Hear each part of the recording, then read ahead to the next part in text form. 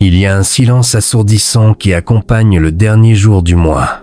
Ce moment où vous fixez cet écran, ces chiffres, et cette même question lancinante vous traverse à nouveau l'esprit. Où est-il passé? Où est passé ce fruit de vos efforts, de vos journées, de votre vie échangée contre un salaire? Vous vous sentez sur un tapis roulant, courant de plus en plus vite pour rester au même endroit. L'abondance semble être une illusion réservée à d'autres, à ceux qui ont eu de la chance. Mais si je vous disais que cette chance, vous la tenez entre vos mains à chaque fin de mois, que ce salaire, loin d'être un plafond, est le terreau le plus fertile que vous possédiez, le premier chapitre de votre légende financière s'écrit avec l'encre de votre paix. Bienvenue sur Sage Jim Rohn. Ici, nous ne parlons pas de combines éphémères. Nous explorons la philosophie pérenne, les principes immuables qui transforment une existence ordinaire en une vie d'exception. Aujourd'hui, nous puisons dans l'héritage lumineux de Jim Rohn, ce philosophe moderne, cet architecte de destinée, pour redéfinir ensemble ce que signifie devenir riche à partir de ce que vous gagnez déjà. Jim Rohn ne vous parlera pas d'algorithmes boursiers obscurs. Il vous parlera de vous, de votre discipline, de votre caractère, de la maîtrise de votre propre vie. Car la richesse, avant d'être un état de compte, est un état d'être. Elle n'arrive pas à vous. Elle émane fois de fois vous. Préparez-vous à un voyage qui ne changera pas simplement votre compte en banque, mais la trajectoire même de votre existence. Nous allons déplier, pas à pas, le plan que Jim Rohn a si brillamment articulé. Un plan qui commence par le respect de soi-même et finit par la construction d'un empire intérieur et extérieur. Si vous êtes prêt à voir votre salaire non plus comme une finalité, mais comme la semence miraculeuse de votre indépendance, alors prenez une grande inspiration et commençons. Le premier acte de souveraineté, votre paiement à vous-même. Imaginez ceci. Vous êtes le CEO de la plus importante entreprise au monde, votre vie. Chaque mois, vos actionnaires se présentent. Le propriétaire, les compagnies d'énergie, les grandes surfaces, les abonnements divers. Et comme un CEO inexpérimenté et trop aimable, vous les payez tous, en premier, avec déférence. Vous les récompensez pour leur présence dans votre vie. Et vous, l'actionnaire principal, le pilote, le cœur battant de cette entreprise, vous attendez. Vous espérez qu'il restera quelque chose, un fond de tiroir, des miettes. C'est l'inversion tragique qui maintient la majorité des gens dans une servitude financière douce. Jim Rohn, avec la clarté d'un sage, retourne cette dynamique d'une phrase. Ne travaillez pas pour l'argent, faites en sorte que l'argent travaille pour vous. Mais pour cela, il faut d'abord lui donner un emploi. Et cet emploi commence par un ordre de mission prioritaire. Dès que votre salaire atterrit, avant toute autre chose, vous vous payez. Non pas en vous offrant un cadeau compulsif, mais en investissant en vous. Prélevez, immédiatement, sans hésitation, une part sacrée. Pour Jim Rohn, cette part n'est pas négociable. C'est votre fonds de développement personnel, votre capital liberté, 10%, 15%. Le chiffre importe moins que le rituel. Ce geste n'est pas économique, il est philosophique. C'est l'affirmation solennelle que votre avenir vaut plus que le confort immédiat de toutes vos factures. Ce n'est pas de l'épargne résiduelle, c'est un investissement primaire. Vous placez l'homme ou la femme que vous êtes en train de devenir au sommet de la pyramide de vos priorités. Cet argent, mis de côté avant tout le reste, devient le premier employé silencieux de votre empire naissant. Il ne dort jamais. Il travaille déjà, ne serait-ce que par la symbolique puissante qu'il incarne. Vous valez cet investissement. On objecte, mais mes charges, mes besoins. Jim Rohn répondrait, que préférez-vous?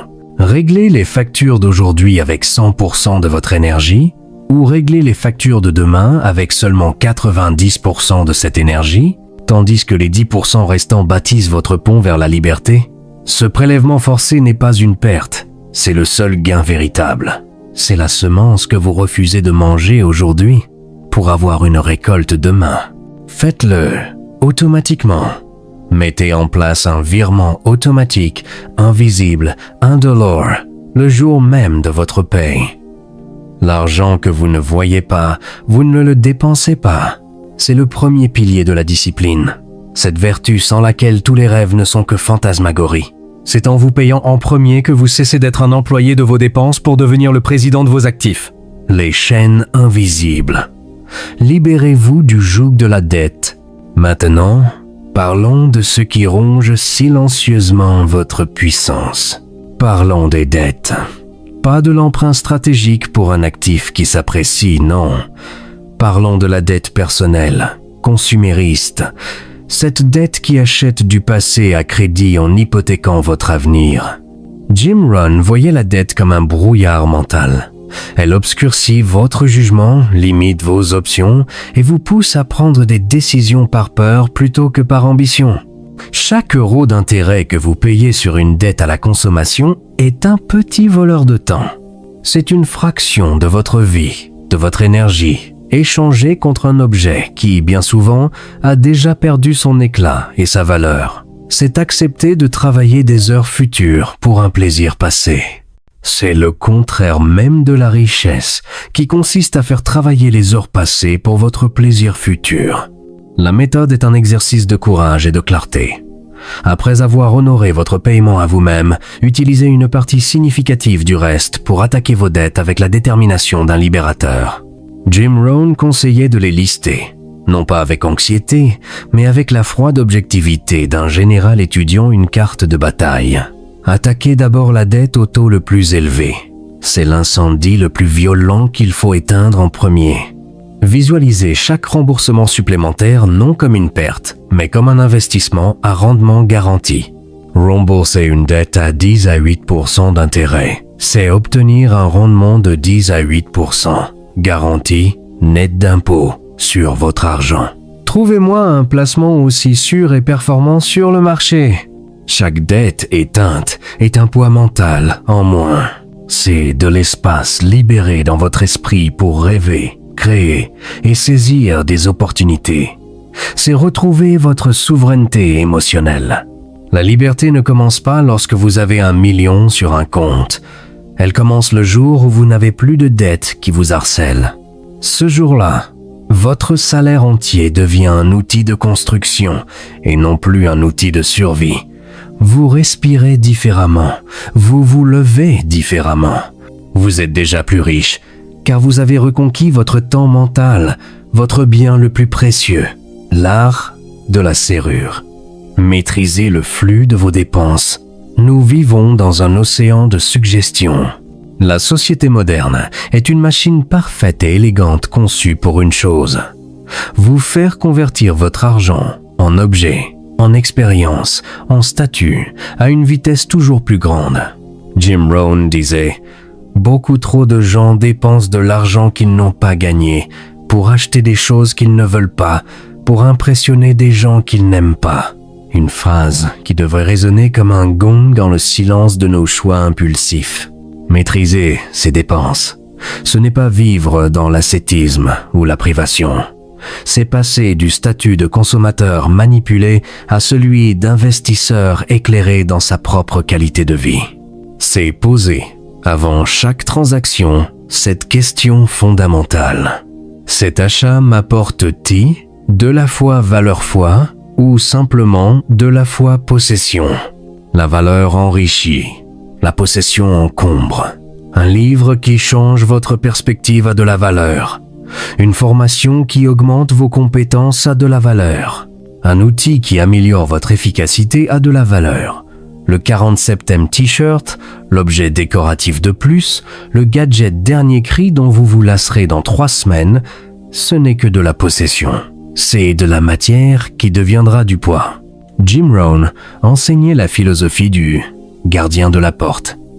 Vous êtes le gardien sévère, mais juste de votre trésor. Avant de laisser sortir 1 euro, vous l'interrogez. Quel service vas-tu me rendre? Vas-tu m'aider à grandir, à me simplifier la vie, à créer des souvenirs durables avec ceux que j'aime? Ou vas-tu simplement rejoindre le cimetière des objets oubliés dans un placard? Tenez un registre, non pas avec angoisse, mais avec curiosité. Pendant 1 mois, notez chaque sortie d'argent. Vous découvrirez, avec une clarté parfois embarrassante, les fuites, ces petits écrous mal serrés par où s'échappe votre potentiel. Le café quotidien pris par habitude, plus que par plaisir. Les abonnements fantômes, les achats thérapeutiques après une dure journée. Ce n'est pas l'achat en lui-même qui est un problème, c'est son caractère inconscient. Le budget n'est pas une cage, c'est un plan de vol. Il vous dit où vous pouvez aller. Lorsque vous maîtrisez vos dépenses, vous ne subissez plus votre argent. Vous le pilotez. Et ce sentiment de contrôle, de décision consciente, est l'un des piliers de la confiance et de la sérénité financière. L'actif suprême. Investir en vous. Votre cerveau. Votre capi. Nous arrivons au cœur même de la philosophie de Jim Rohn. Le point de levier ultime. L'investissement au rendement exponentiel et inaliénable. Votre esprit. Il disait souvent, le plus grand défi que vous aurez à relever est celui du développement personnel. C'est le défi de vous forger vous-même en l'être le plus précieux que vous puissiez devenir. Why? Votre revenu augmentera rarement au-delà de votre développement personnel. Vous n'attirerez pas des opportunités à 6 chiffres avec un esprit formé à des réflexes à 5 chiffres. La porte vers un revenu supérieur s'ouvre de l'intérieur. Votre salaire actuel est le reflet assez précis de la valeur que le marché attribue à vos compétences actuelles, à votre savoir-faire, à votre vision. Pour changer le reflet, il faut changer l'objet. Jim Rohn, qui a commencé sa vie dans la ferme familiale avant de devenir un millionnaire et un mentor pour des millions de personnes, consacrait des heures quotidiennes à sa formation. Lire, écouter des enregistrements, assister à des séminaires, s'associer à des gens plus avancés. Il ne tuait jamais le temps, il l'investissait. En lui, imaginez votre esprit comme un terrain. Vous pouvez le laisser en friche et il produira ce qu'il peut, des mauvaises herbes et des ronces, ou vous pouvez le cultiver avec soin. Chaque livre est un engrais de qualité, chaque cours est un système d'irrigation, chaque conversation inspirante est un bon ensoleillement. Et la récolte? La récolte, ce sont les idées nouvelles, les connexions inédites, les solutions à des problèmes que d'autres paieraient cher pour voir résolus, la confiance pour négocier, l'audace pour entreprendre. Cet investissement est le seul que personne ne pourra jamais vous confisquer. Les marchés peuvent s'effondrer. Une entreprise peut faire faillite. Mais ce que vous avez appris, la façon dont vous avez développé votre caractère et votre réflexion, cela vous appartient pour toujours. Et c'est cela qui vous permettra de rebondir, de reconstruire, de réinventer. Ne dites pas « je n'ai pas le temps ». Dites « ce n'est pas une priorité ». Et si ce n'est pas une priorité, interrogez-vous sérieusement sur le futur que vous êtes en train de construire. Prenez 30 minutes par jour, 1 heure. Dévorez des biographies, étudiez la psychologie, apprenez les bases de la finance, plongez dans l'histoire. Explorez la philosophie, faites de votre esprit un lieu magnétique, riche, attractif. C'est de là que jailliront toutes les richesses, les piliers de votre temple. Diversifiez les sources de votre abondance. Une source d'eau, aussi pure soit-elle, reste vulnérable. Une sécheresse, un poison, un glissement de terrain, et la vie est menacée. Mais un réseau de sources, de ruisseaux, de rivières, c'est un écosystème résilient, prospère, capable de traverser les saisons. Il en va de même pour vos revenus. Camper sur une seule source de revenus, votre emploi, c'est vivre dans une précarité élégante. C'est mettre tous les œufs de votre avenir dans le panier d'une seule entreprise, d'un seul secteur, d'une seule décision qui ne vous appartient pas. Jim Rohn enseignait que la prospérité arrive sur plusieurs fronts lorsqu'on aligne ses compétences avec les besoins du monde. Il ne parlait pas de travailler 80 heures par semaine sur 3 jobs éreintants. Il parlait de créer des fois flux. La diversification, c'est l'art de faire naître l'abondance de plusieurs jardins que vous cultivez. Votre emploi principal est un jardin. quels autres pouvez-vous planter? Un jardin des compétences. Monétiser un talent conseil, graphisme, écriture, coaching, en dehors de vos heures de travail. Un jardin des actifs. Faire travailler l'argent que vous avez mis de côté. Investissement prudent. Micro-immeuble locatif. Crowdfunding. Un jardin de la création. Écrire un livre. Créer un cours en ligne. Développer un produit numérique qui continue de vous rapporter longtemps après le travail initial. Un jardin du réseau. Des partenariats. Des participations à des projets qui ne demandent pas votre temps opérationnel, mais votre sagacité. Chaque nouveau flux, même modeste au début, est un pilier de plus à votre temple financier. Il réduit votre anxiété, augmente votre pouvoir de négociation. Je n'ai plus besoin de ce travail, je le choisis, et accélère exponentiellement votre accumulation de capital. Vous cessez de penser en termes de temps contre argent, pour penser en termes de valeur contre résultat. Vous n'êtes plus un rouage, vous devenez un architecte. La force du roc. La discipline, reine de toutes les vertus financières. La connaissance sans discipline, c'est un bateau plein de voiles mais sans gouvernail. Il virevolte au gré des vents, des émotions, des modes, des peurs du moment. Jim Rohn était intransigeant sur ce point. La discipline est le pont entre les objectifs et leur réalisation. Entre savoir qu'il faut investir en soi et le faire tous les jours, il y a le canyon de la discipline. Entre savoir qu'il faut épargner et le faire systématiquement, il y a le désert de la discipline. Sur les marchés, la discipline, c'est suivre votre plan lorsque la peur vous crie de tout vendre dans la panique et lorsque l'euphorie collective vous murmure de tout miser sur la chance du siècle. Dans la gestion quotidienne, la discipline, c'est respecter votre budget plaisir alors qu'une publicité habile titille votre envie. C'est maintenir votre heure de lecture alors que le canapé vous appelle. C'est continuer à travailler sur votre projet secondaire un dimanche soir alors que la fatigue est là. La discipline n'est pas une punition. C'est le plus grand amour-propre. C'est l'amour que vous portez à la personne que vous vous êtes promis de devenir. Chaque acte discipliné est une pierre posée sur le chemin qui mène à cette personne. C'est un message que vous vous envoyez. Je suis digne de confiance. Je tiens mes engagements, surtout ceux que je me suis faits à moi-même. Cultivez-la comme un muscle. Commencez par de petites victoires quotidiennes. Levez-vous 30 minutes plus tôt. Terminez ce que vous avez commencé. Tenez votre journal de dépenses. Chaque petite victoire renforce votre muscle disciplinaire et vous prépare aux grandes décisions qui requerront toute votre intégrité face à vous-même. La richesse se construit moins dans les grands coups d'éclat que dans l'accumulation silencieuse et quotidienne de choix rigoureux. Le cercle vertueux. La loi mystérieuse du don, voici peu, être le principe le plus contre-intuitif et pourtant le plus profondément ancré dans les lois universelles de l'abondance, selon Jim Rohn.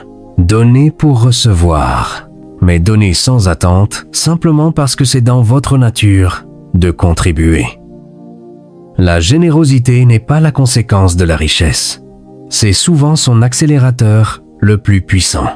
Donner, ce n'est pas seulement donner de l'argent, c'est donner de son temps, de son attention, de son savoir, de son énergie, de son encouragement. C'est devenir une source pour les autres. Pourquoi cela marche-t-il? Parce que cela vous transforme intérieurement. Lorsque vous donnez, vous adoptez la mentalité de l'abondance. Vous affirmez « J'en ai assez, et même plus qu'assez, donc je peux partager ». Votre subconscient enregistre ce message et commence à attirer les circonstances qui correspondent à cette croyance. Sur le plan pratique, Donnez vous connecte. Donner de votre expertise gratuitement à une association peut vous faire rencontrer votre futur associé. Mentoriser un jeune peut vous ouvrir des perspectives insoupçonnées sur de nouvelles technologies. Le don crée un réseau de réciprocité et de gratitude, un écosystème humain fertile où les opportunités circulent.